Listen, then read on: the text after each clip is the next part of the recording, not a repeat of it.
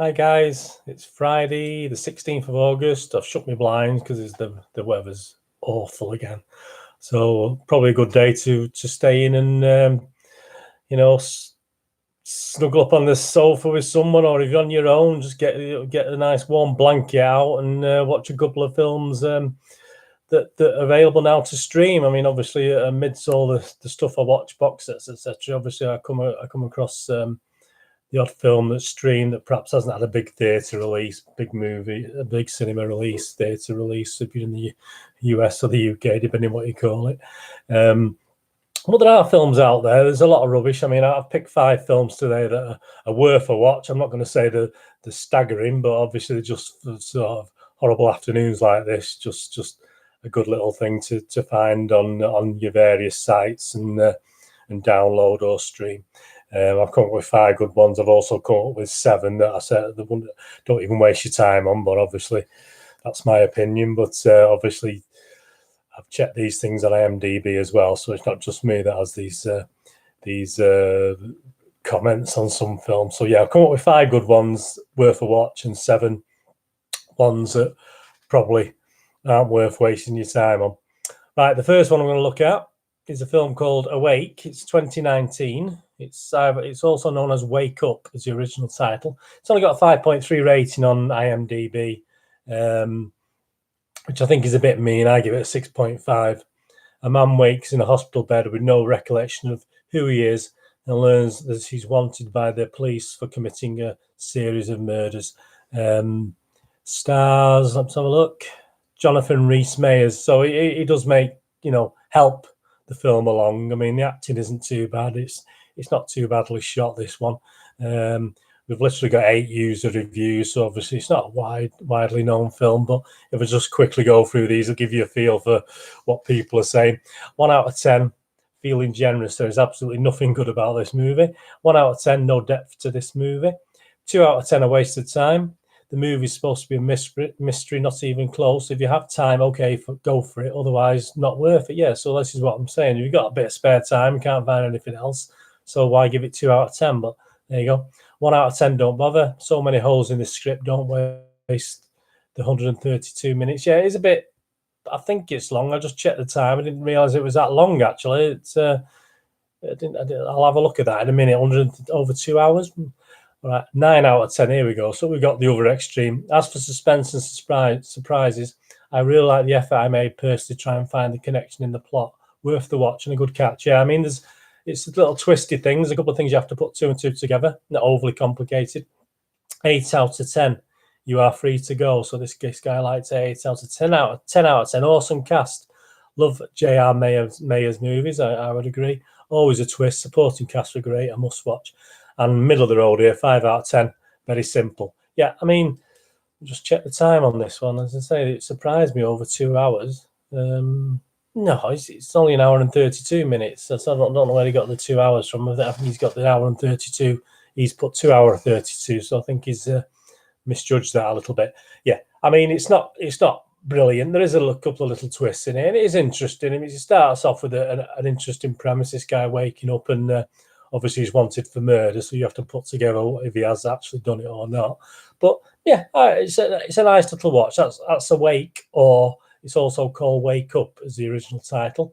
So that's worth a watch for you. The next one I'm going to look at, when we put this one in, is a film called Darc.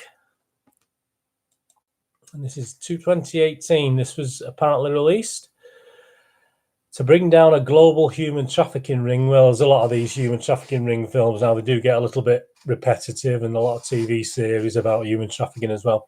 An Interpol agent recruits the help of a brutal criminal with inside knowledge of the accuser. So obviously, it's 1 hour and 37 minutes. Not a bad length again. It's classed as an action thriller. It's getting a 5.8 out of 10 on IMDb, which isn't bad. It's not a bad rating. I mean, I compared this to a John Wick sort of thing. I mean, if you like plenty of action, obviously it's not on a par with John Wick, but if you do like plenty of action, it's a good little watch. Just see if we've got any reviews on this. We've got 60 user reviews. say I give this again 6.5 out of 10. I won't even comment on these unless I give them at least a 6 out of 10. But this will give a 6.5. 5 out of 10 mediocre. A young boy named Darc witnesses his mother murdered by a Yakuza boss several years later, and the boy is a man. So that's the character we're talking about. 7 out of 10, a bit more on what I scored it. Saw this on the DVD. The trailer was amazing, and the film's solid, action-packed entertainment. Yeah, plot from the 80s. Yeah, I mean, apparently it's the director had a lot of involvement with Steven Seagal films. So there you go. If you like Seagal films, you like plenty of action. Then this Darc is one to watch. So that's available now on all your various sites. Right, the next one. So I'm not going to waste too much time on these. They're not massive movies. They're just stuff you might like to watch. The next one is a teen one. A nice one. It's called The Kissing Booth. I gave it 6 out of 10.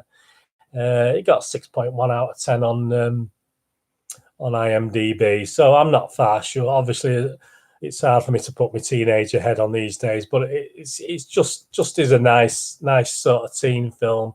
A couple of young faces in there I did recognise, but obviously younger watchers would probably know who they are. There's a lot of user reviews on this, 506 user reviews. Realistic, uncensored, non-conformist teen movies are rare, but this is one. It is something different, and as an adult, I enjoyed it. Yeah, I didn't dislike it. I mean, some teen films I want to turn off, but this I did stick to the end with this one. 8 out of 10, fun to watch. I'm a grown woman. I do have to admit that I watch teen movies because they are fun. This one was fun, and sure, the man boy was a hunk. So there you go, one for the ladies and the young guys there with that comment. 9 out of 10, 8 out of 10, 7 out of 10. So yeah, getting a lot of positivity on this one. As I say, it's we've seen it before. We've done it, and it's a typical teenage American college sort of thing. Hour and 45 minutes, perhaps a little bit long. And I gave it 6 out of 10. IMDb 6.1 out of 10. But if you like the teen, nice college things, and yeah, this is definitely worth a watch. And the next one. Now, this one has been out a couple of years, actually, and I just came across it again and realised, yeah, I did enjoy this. So some people may have missed it in the time. It's a film called Security, with one of my two of my favourite actors, Banderas and Ben Kingsley. And it only got a 5.7 rating on IMDb, which I think was a little bit unfair, but it's an action crime thriller. Short, again, it's only an hour and 28, so once you take out the credits, you're talking about 118, 120 minutes for this film. So it's a simple watch. I mean, it's the basic. It's not Leon. It's about a young girl who ends up asking for help from this the first night of this security guard in the shopping mall, and obviously Ben Kingsley plays the villain who's after getting this young girl, and obviously Banderas is charged with protecting her. So it's Leon, but obviously a watered down, simpler, not as good version of Leon, where he's protecting the young girl from some nasty people. Just a couple of reviews on it. 5 out of 10. Hyper action made tolerable by the presence of Antonio Banderas and Ben Kingsley. I mean, I give this 7.5 out of 10. I was very kind to it, but it's low on originality, medium on clashing fight scenes with guns and bombs. A bit maudlin in the end. I mean, it is what it is. I mean, it is what it is on the box. It's about, we all obviously want the young girls to survive, and we want Banderas to survive and protect us. So it is what it is. 8 out of 10, enjoyable. The movie might be considered a B movie because of the budget and released straight to DVD, but honestly, it's a really good movie. Antonio Banderas is underrated and should really be given the chance to go back to mainstream, especially action films. 5 out of 10. Watch, don't think. So he's saying that's a 5 out of 10, but he's still saying just watch it. It's not overcomplicated. It is what it is. If you've not already seen Security, which I'll say it's been out a couple of years now, and as it said there, it was straight to DVD. Stream that. It's a good little watch. And the last one I'm going to talk about in a positive way is the one I think I've shown on the thumbnail at the start. The Red Sea Diving Resort. Not exactly an inspiring name for a film. It's based on Israel's Mossad agents' attempt to rescue Ethiopian Jewish refugees in Sudan in 1979. So it's not something like Hotel Rwanda. I mean, IMDb have given it a rating of 6.5. I personally gave it 6.5 as well, so I totally agree with that. It is over 2 hours. My main gripe is a little bit under exciting, even though there's a couple of tense moments. It's for this sort of film where obviously there's people smuggling and trying to get people to freedom. It lacks a bit of an edge to me. It didn't quite grab me in that way, like things like Hotel Rwanda and other things like that sort of have grabbed me over the time. Just have a look at a couple of reviews here. 9 out of 10, a positive, beautiful film. Moving film with exceptional performances by all the actors. Can't disagree with that. Direction and writing also hits good tones and avoids becoming a blow them up action movie. Yeah, I mean, it's very wordy. It's nicely shot. It's obviously, I wasn't not sure where the film was set, but it is nicely shot and it's well acted, nicely put together. 7 out of 10. This is a bit more like the score I gave it. Solid Netflix flick. So this guy watched it on Netflix. I think it's available other places. Almost missed on this film because some people reviewed it as political propaganda instead of really reviewing the film itself. The real review is this film is solid, acting, directed, etc., and enjoyable watching, and recaptures some important history. Yeah, I mean, as I said, it's not mind-blowing. Chris Evans is in it. He's obviously leads the cast, and him and obviously, I think Ben Kingsley's in this as well. So you've also got Ben Kingsley in this film, as in the last one. Chris Evans proves his acting chops once again. His performance was dynamic and gripping. He's always been one of my favourite actors, so good to see him getting more serious roles that he deserves. Yeah, there is quite a good cast in this. I didn't read the cast, did I? But yeah, you've got Chris Evans, which everyone's obviously one of the favourite guys at the moment. Who else is in it? Buello Grossboomer, I can't even pronounce that. Michael Kenneth Williams. Obviously, as I said, Ben Kingsley appears. Not a big part, but obviously he's in it as well. But the Red Sea Diving Resort, yeah, a nice little film. Bit long, bit short on depth, but that of the 5 movies I've made today, this and obviously Security stand out as a must watch if you've not seen them. So go out and see those. Right, the other ones I'm going to just look at very briefly, and I'm not even going to look at on IMDb, but they've all got. I can give you the scores IMDb gave them, or I gave them, which is most IMDb ratings on these would have been a lot less. Films that I watched and to avoid: Bottom of the World, a really mishmash of a film. A boyfriend on a weird journey by his girlfriend. I mean, they go to, it's a lad and he ends up at this motel. But I mean, it's one of those films you sort of watch for half an hour, hoping it'll expand and grow into a good film. But it was just weird and strange and boring in the end. That's Bottom of the World. I give it 5.5 out of 10. Which, I mean, 4 or 5 are my total disappointments. Bottom of the World, a 5.5 isn't a total disaster, but it just lets you down badly from an okay first 10, 15 minutes. Bottom of the World, forget that. Two Graves, a British thriller. I wanted to like it. The acting is all over the place in this one. It's a vengeance thriller. Someone's held hostage and it's a bit nasty in parts. Again, I give this 5.5. So it's not in the lower score marks, but Two Graves, I was very disappointed. As I say that there's faces in there as a British. If you watch British TV and film, you'll know. But yeah, not enough in that one. Two Graves for me. Very disappointing. Another one, When Angels Sleep. This is one of these films that Netflix, I think, have picked up where.